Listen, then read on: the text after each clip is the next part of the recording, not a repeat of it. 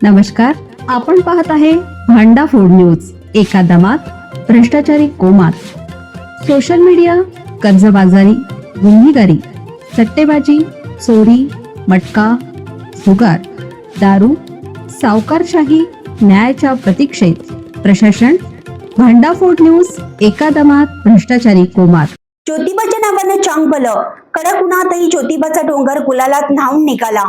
तिसऱ्या खेड्याला भाविकांचा जनसागर. दख्खनचा राजा श्री क्षेत्र ज्योतिबा डोंगरावर काल भक्तीचा महापूर लोटला. चैत्र यात्रेच्या पार्श्वभूमीवर पार पडलेल्या तिसऱ्या खेट्याला भाविकांनी विक्रमी गर्दी केली होती. ज्योतिबाच्या नावानं चांगबलच्या जयघोषाने संपूर्ण डोंगर दुमदुमून गेला होता. कडक ऊन असूनही भाविकांच्या उत्साहात तसूभरी कमतरता नव्हती. विशेष म्हणजे नैवेद्यासाठी भाविकांनी पुजाऱ्यांच्या घरी मोठी गर्दी केली होती. पाहूया या सोहळ्याचा हा विशेष रिपोर्ट.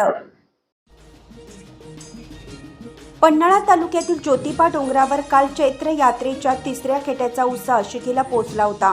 यंदाच्या खेट्याने गर्दीचा उच्चांक गाठला असून संपूर्ण मंदिर परिसर आणि डोंगर गुलालाने माखून निघाला होता.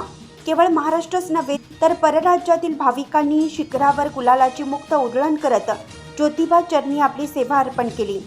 रविवारचा मुहूर्त आणि पुढील आठवड्यातील नैवेद्याची अनुकूलता लक्षात घेता अनेक भाविकांनी पुजाऱ्यांच्या घरी नैवेद्य दाखवण्यासाठी गर्दी केली होती.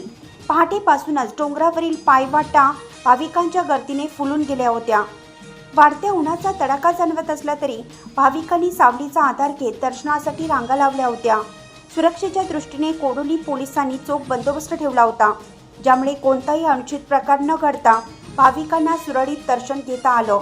रात्रीच्या वेळी निघालेल्या पालखी सोहळ्यावर गुलाल आणि खोबऱ्याची मोठी वृष्टी करण्यात आली. यावेळी देवस्थान समितीचे पदाधिकारी आणि पुजारी मोठ्या संख्येने उपस्थित होते. दुसरीकडे प्रशासनाने यंदाच्या चैत्र यात्रेत प्लास्टिक बंदीचा कडक निर्णय घेतला आहे. या संदर्भात जनजागृती करण्यासाठी येत्या गुरुवारी व्यापारी आणि दुकानदारांची विशेष बैठकही आयोजित करण्यात आली आहे.